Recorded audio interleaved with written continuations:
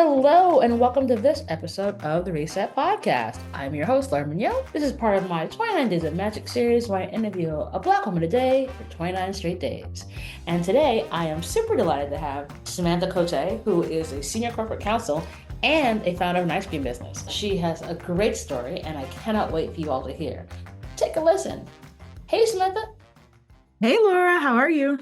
Oh, just chatting away, making new friends via the podcast. I love it. I love it. I'm into it. Welcome, welcome. So Thank you glad so that you're much. here. Thanks for having me. I'm excited. Great. So first question, always same, answers always awesome. I can only bet yours will have a great story behind it. So, Samantha, what was your first job? So, my first job, I'm going to take it back to high school, was a hostess at Olive Garden.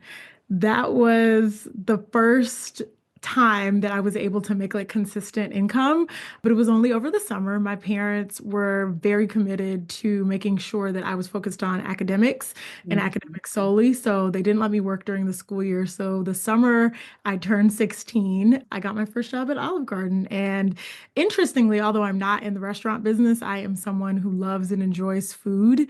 And I went on after Olive Garden to have a number of restaurant gigs and be involved in the food space. So, I love it. yeah. So did people pass you about the breadsticks when you were a hostess there? Of course they did. Yeah. And then funny enough, so that next summer I worked at Red Lobster and it was the Oh same. my Yeah. God. They were right next to each other, literally like right next door, walking distance. And so I worked at Red Lobster and people pestered me about the biscuits. So Oh dear Lord. That's I can only imagine. Like you went from into the frying pan into the fire because you go from Olive Garden to Red Lobster. Like, do you hate yourself? What were you thinking? Do you they know, pay? the funny thing is, restaurant work can be really, really crazy, particularly, I think, either working in the kitchen or as a server. But I really, really enjoyed it. Like, I enjoyed meeting people, I enjoyed my coworkers. I love food, so I liked being in the food space. And those were two restaurants that at the time I really also just enjoyed eating. So I loved the fact that I got a 40% off discount. So it was great. Listen, can't go wrong with that. No, not at Oh, all. all right. So we go from the insanity that is working in restaurants where people are obsessed with certain items on the menu to where you are now. What has that corporate journey been like? Yeah, it has been a roller coaster, is what I would say. So I am an attorney by trade, and I graduated during a time where it was really, really, really difficult for attorneys to find work. The market had crashed around that time, and we were just kind of all struggling to find our way. And so my first job outside of law school was working at DC Public Schools in compliance. I worked for the Office of Special Education. And then from there, I pivoted to doing basically like contract law, specifically focused on technology transactions, so software and hardware. And that is kind of the realm that I have been in the remainder of my legal career. I currently work at a tech company, and while I don't really focus my time on contract law as much, I've pivoted into employment law and really just like general business stuff within the company. I have learned so much getting the opportunity to sort of try these different spaces and totally different areas and different organizations. Like I went from DC Public Schools to a university and now a tech company. So all of that has been really fulfilling and obviously has brought its challenges, but ultimately I've learned so much, mostly about myself throughout the process. So I'm really grateful for the opportunities. Awesome. So let's talk about that. So, being an attorney, you're out of school and you're like, wait, I was supposed to like have the rules paid of gold of different Yes, yes. options. I was supposed to work That's at a why I went. firm and, Right. make a certain amount of money and just, Like, yes. yeah. Mhm. And that did not happen. So Yeah. talk to me about a time where it's a challenge. You're like, there's no way I'm going to make it through. And then you did. Yeah, so I think honestly, when I heard about this question, I was thinking, oh, I could speak about the fact that you mentioned earlier that I'm also the founder and CEO of an ice cream business called Auntie's African Ice Cream. And so I was gonna talk about like maybe the challenge there, which is balancing a full-time career and trying to grow a business to which I'm so dedicated to the mission of the business. Talking about my career journey made me think about the ultimate challenge was graduating from law school without a job. That was really, really, really difficult and demoralizing, especially for me because I have quite a few lawyers in my family. My dad's a lawyer, my uncle is a lawyer, I have a cousin that's a lawyer. So that's what I wanted to do my entire life, or at least that's what I thought I wanted to do my entire life. And so I did all the things, all the right things, went to a good college, went to a good law school, and made the connections and did all the things. And to graduate without a job and no idea what my next step was going to be was it kind of rocked me off off my axis, I guess you could say. But I think that what I have learned throughout my career is it's less about what you know and who you know. And every Yes. single job that I have gotten is through networking. And now that I'm saying it to you, I did not realize this. Every single job I have gotten has been because a Black woman spoke up for me. That's You crazy. I never thought tell. that You till this tell. moment. Yeah, every single job because it's been, word of mouth has been Mm. the way that I've gotten every single job, and it's been a Black woman who's either told me about the position or who directly like recommended me for the position. So, it's interesting because I speak this from the top of my lungs. Like, you have to be in the rooms to meet the people who can hook you up. And I get all this pushback. Well, Laura, networking is so hard. Blah blah blah blah blah. Yeah. And my response is usually, "Do you like money?" Because like that. Yeah, you're not wrong. And the thing about it is, I'm an introvert. So I find networking to be quite difficult. I'm not going to lie to you. But I am also someone that is fairly good at keeping up with people. And I have an interest in like people's stories and their experiences. And so I think that I've found a way to, while maybe I might not go to like a legal professional networking event, I might avoid that. I've found a way to tap into the art of networking more organically, and that feels less intimidating and less for me inauthentic, and it has yielded amazing results. So I agree with you.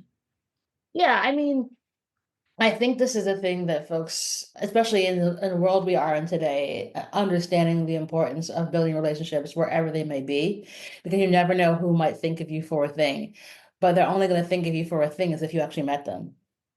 Yeah, And absolutely. You're that's not kind of wrong. the Yeah. point. And that requires like the step beyond nice to meet you at the thing, but like let's go have coffee, let's go have a drink, let's go grab Mhm. some French fries or an ice cream or whatever, or let's just have a Zoom call and just like, hey, what are you up to? What am I up to? Like that is so very important.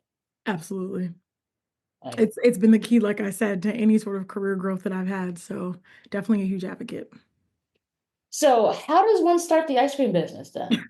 I So I got actually can credit my husband for that. So he used to, well, his parents started a restaurant in the 80s in Durham, North Carolina, I believe. I'm going to say this with confidence. So I challenge anyone to like rebut this assertion, but I believe it was the first African restaurant in Durham. And so he then took over that restaurant. And at the time, we were dating and it was during the lockdown period. So I think it was probably early, like March of 2020. And I had received an ice cream maker for a birthday probably 5 or 6 years before that and had never used it. And because, we were just sitting at home kind of twiddling our thumbs and discovering new hobbies, I decided to make some ice cream. And the ice cream I made was a like a boozy brown butter rum plantain bread. So that's what I made originally. It was just a plantain bread. And then I realized, okay, I can't give this to anybody. I have this whole loaf of plantain bread that I don't necessarily want to freeze for God knows how long. What can I do with this? And then I remember that I had that ice cream maker and I made the ice cream and it was really, really delicious. And it was my first time really making ice cream And I was like, hey, how come I've never had any African ice cream? Like, have you had African ice cream? And we both realized that we never had. And that doesn't mean that it didn't exist. We just had never had it. And he was like, yeah, you should start a business, which makes sense for somebody Yeah, who's an entrepreneur, right? I was like, what? How do we that's get a here? That full-time job, escalated. man. Like, It escalated so quickly. I just said I never had ice cream that was flavored in this way or African inspired. And he was like, no, I think you should start a business. And also at the time, he had started a Black farmers market in the area as well. So he was like, you can trial it out at the Black farmers market, see what the response is, and then just go from there. And that's what I've done. that's awesome. Okay, so wait, where do you sell? How is this all rocking? Do you sleep at this point or not? I do sleep, actually. I sleep about 8 hours a night because I'm very, very committed to making sure that I rest well. I don't do well when I'm tired. So, with that being said, though, I think that one of the challenges that I mentioned earlier is sort of that balance. And I have released myself of the pressure recently of having to keep up with both equally.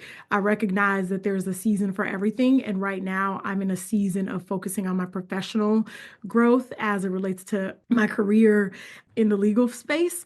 And so the ice cream has taken a back seat. I have a residency at a local bar here, and that is doing really well. But I have decided for this year, no farmers markets, no major events, probably, unless I'm presented with something that really, really moves me.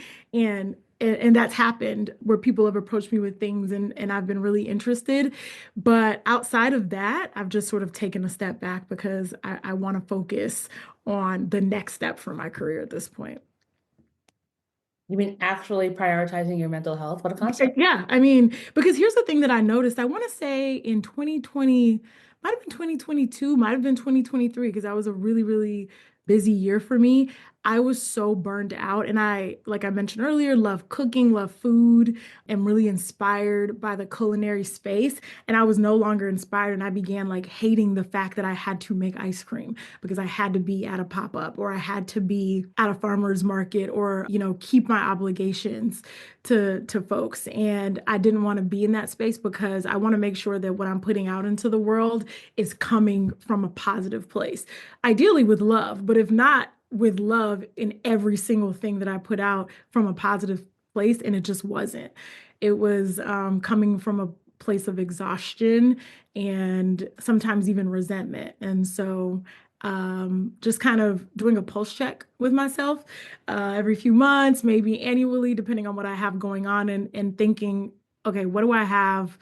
What do I want to focus on? What am I prioritizing? Can I fit this thing in? And I've been so lucky and blessed that the community has embraced the ice cream, has embraced the mission, and really loves what I'm putting out there. And so I know that even if I take 2 years off, which I don't plan to do, the support will still be there. Or if it's not there in the same way, I feel confident that I'll be able to rebuild it. But I need to rebuild it or need to provide this offering to the world from a space of being whole and full. So I love this. And the prioritizing yourself is the key. And this goes into my next question, where I was going to be like, Samantha, what do you do for your self-care? so I self-care is such an interesting thing to me because I think that we've gotten to a place where we have almost conflated, I think, like self-care with self-soothing. And to be clear, I do both. Self-soothing would be like, oh, I really love baked goods. In my case, chocolate chip cookies. So I might have a tough day and soothe myself with a chocolate chip cookie. But for self-care, I think it's more of a maintenance thing for me and has a little bit more longevity and stickiness. So I do Pilates, and that helps me to the extent possible because I sit behind a desk for hours and hours on end, move my body and become more aware of what my body is saying to me, what it's signaling to me. That's really important. I love to read, and not only am I reading, but I have a book club with two of my best friends from college. And while we don't live in the same place, it's a virtual book club. Our book club meetings are very regular, and I would say fairly frequent for folks who don't live in the same place. And they turn into 2 3 hour meetings where we catch up with each other. We talk about any and everything, and we really delve into the book. And so that sense of community and just good girlfriend time is a way that I give myself some self-care. And I mentioned earlier that I'm not an only child, but an introvert, but also, and more importantly, an only child. So for me, it's just like retreating. And it can be, depending on where I am, it can be every day where I just need some time to myself to decompress. And whether that's to watch something on TV or to just sit in silence and think, I find that that's really important. And it's important for me to do that regularly. So those are the things. Oh my God, and I forgot the most important one, cooking. I love cooking. So if it's just for maintenance, right? Like what are we eating for the week? I wouldn't consider that a self-care practice, but when I get time to really experiment and create, that's an act of self-care for me. Sounds like you just like being busy. Whatever that busy looks like. So it's book club, cooking, it's something to keep you busy. I get you. Yeah. Yeah, I mean, a lot of my friends say that. I'm like, oh, I have so much going on. And they're like, you like to have so much going on, which I don't want to accept that yet. It's starting to become apparent that that's the case, but I don't want to accept that yet. I try not to make it happen, but it is. It's okay. What book are you guys reading in your book club? We are currently reading is it Cutting for Stone? Yeah, Cutting for Stone by, I cannot remember the author's last name, but I think his first name is Abraham. So, Very cool. yeah. So, talking about taking care of yourself, but also figuring things out when you can't get a job fresh out of law school. What advice do you think you'd give to like 18-year-old Samantha? Wow. 18-year-old Samantha was such an interesting person. I think that the advice I would give myself, which is kind of counterintuitive to what I've been talking about with you today, is or would be to really have more fun and let loose. I was a really serious kid for a number of reasons that we don't need to get into on this particular podcast, but and I sort of reveled in that, being a mature kid and like a good kid, doing the air quotes around that. But I That think perfect that, child. I got you. yeah, I didn't allow myself to really just be a kid and have fun. And adulthood is so much of your life, so much of your life that I just wish that I would have thought more to revel in childhood. I like that. You mean not rush to solve everything by the time you're 22 years old and have Yeah. it well And figured out? thinking that, oh my God, if I don't have this figured out, I'm so behind. I won't be successful. Like, what is even success? It might look, I can tell you it looks totally different today than it did when I was 18. So, I think that's so important for younger folks to understand, and it's a big part of, why I'm really enjoying bringing the series back to help people understand that there's literally not one person who's had the same thing they were supposed to be doing at 18 that they're doing now. yeah. Nobody. Yeah. Literally no one. Yeah, the life that I had mapped out, other than the fact that I'm a lawyer, is like I don't think there's anything that I'm doing that is what I Yeah. thought I would be doing. I think about who 18-year-old Laura was, and she's like wanted to be a lawyer and had all these like crazy plans about what she was going to do when she became a lawyer, world domination. And I was like, and not a lawyer, but I go to graduate school. World domination on the road, but just different. I'm But rooting for you. thank you. But yeah, but the thing is, it's that like it's 100% okay. And I think, obviously the pressures of social media and the sort of, attention economy, you can make money being an influencer, blah, blah, blah, blah, blah, has sort of, given lots of young people this insane anxiety about like what you're supposed to be versus what you can be. Hmm. I agree. And I think that you sometimes you have to learn, a lot of times, really, you have to learn by experiencing. But the young people that I do see in my life, particularly the ones that are too serious and I see myself in them, I just tell them, like, hey, please relax. I promise you it's all going to work out. And if not, then you'll learn a lesson in pivoting, in adaptability, skills that you need anyway to sort of make it through adulthood. But take this moment to just be a kid. Be a kid for as long as you can. As long as you can. And also, you can always continue to be a kid. Like, I feel like that is one thing that folks oftentimes forget. Like, you can totally still be a kid. Yeah. Like, Revel in the, I think that one of the things about childhood that's so special is like reveling in the delights of the small things. And we don't, find time really to do that as adults. And that is a magical part of childhood that I think could change perspectives if we just take a moment to do that. Like, for example, where I am, it's snowing right now in North Carolina, which is not fairly common, but like reveling in the fact that we have fresh, fluffy snow and watching my dog not be happy about going outside and having to use the bathroom, like little things like that that can just turn your day around, I think are really important. yeah, find the joy in all the stuff that you do and have a little bit of childlike wonder to all the stuff. And like I Absolutely. started making Legos, building Legos again. Um, Oh, wow. I was I like, am I not couldn't good watch at the that. Like news that's sort of anymore. like fine motor skill stuff. Not for me. I had Legos as a kid and I was like, I do not like these. I don't like this at I all. hadn't done it since I don't know, like 10 or 12 years old, but like I had walking pneumonia in Oh, November and I couldn't put the television on anymore. So I was like, I know, I'll go on Amazon and buy these like Lego sets. And oh, this is fun. I forgot how much fun this is. Also, yes, fine motor skills. I'm like, I still have these. Yay. yeah. No, I envy the people that can build, like I literally can build like a box and that's it. So, It's something, and we are proud of you, Samantha. So, question for you. Mhm. You have a give and or an ask of the audience. Oh, that is an interesting question.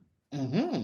I think this year, even though the year just started, but we all know it's felt like a really long one. Yeah. The Um, longest, January has been the longest year of all time. yeah, truly. I think that's something that I have done unintentionally, and it's something that I've done in the past, which is help people, right? But I've been more intentional about utilizing my specialized skill set, my subject matter expertise, if you will, to help somebody. And that has really been fulfilling to me. So I would ask that you tap into yourself and think about what is something that I can do that it's fine if a lot of people can do it, but maybe not a lot of people within your community, or maybe not a lot of people within a person who needs help's community, and offer that assistance to a person. That's a really great one because I think sometimes folks forget that like you can do stuff better than anybody else on the planet. However, there are people who would love to just know this, this, and this, and you can do it faster than they can. So Yeah. give them that help. Yeah. Yeah. It's been really fulfilling and has made me, I think I've gotten more out of it than the folks that I've helped, actually. So, Wait, like that, I don't like yeah, everyone forgets it. I think they forget they have amazing skills. mhm. And again, thing that you think is like super easy, and other folks are like, what? I wouldn't even know how to start. Yeah. Yeah. So you put your talents to good use. I appreciate that one. That's a really good one. And then last question for you. What's one thing that brings you joy? Oh, that one's easy. Cooking. Ah, Yeah, cooking brings me joy. is there something that you absolutely love to cook? Well, I do, make some of the best chocolate chip cookies you probably will ever have. However, Oh, um, I think that what I would say is baking something that you wouldn't normally want to bake in your home because maybe it's labor intensive or whatever the reason is, and having success in that thing. So for me recently it was cinnamon rolls. I'd never made cinnamon rolls before, because I actually don't really like cinnamon rolls because I don't like icing, but I didn't understand like why. icing. Oh, Samantha, we were getting along so I well. know, I know. I'm like, why is this so sweet? But I should like cinnamon rolls. I love bread. I like cinnamon. I like butter. Like it didn't make any sense. So I decided to just try on a whim to make cinnamon rolls, and they were delicious. And that is one of the things this year that has brought me the most joy. So, like the wonder of creating, I guess, magic in the kitchen in a space where I doubted myself because I wasn't sure. Like, again, don't have great fine motor skills. Am I even going to be able to roll these right? Is it going to be even? It was fine. It was all delicious. So, that's all that mattered. So wait, did they not have icing on them? No, they had icing. I was just asking. You said you don't like icing. I'm just asking. I'm just They did saying. have icing, but the icing was like I cut the sugar by half, basically, added some Oh, citrus so that yeah, no, added some citrus so that it wasn't too sweet. So yeah, okay, fine. I Okay. promise you would love it. It was good. It was All good. right, listen. I would have seen anyone who's never met me knows I have the obscene sweet tooth. So the idea of like not putting icing on a cinnamon roll feels like sacrilege to me. What? Like who raised you? My God. I'm really funny about icing. It has to be very specific and particular. Yeah. To each his own. Not gonna judge too harshly. It's okay. I won't. I won't judge at all. Well, Samantha, you are an absolute delight. You are such a wonderful and powerful testimony to figuring it out and just keeping it moving, and also understanding the importance of your boundaries. Thank you so much for being part of 29 Days of Magic. Thank you for having me. It has been a delight to speak with you. And thanks for Awesome. doing this for Oh, us. pleasure. It's great. Awesome. So I'll put details in the show notes for folks to connect with you and hear all the fun things that you're up to, as well as a book that you're got your book club's reading. Let's see if we can get some more folks to read that as well. Yes, yeah. Um, It's his last name is Verghese, so Abraham Verghese. I looked that up. Sweet. Awesome. And thank you for being on the show. And that's our show.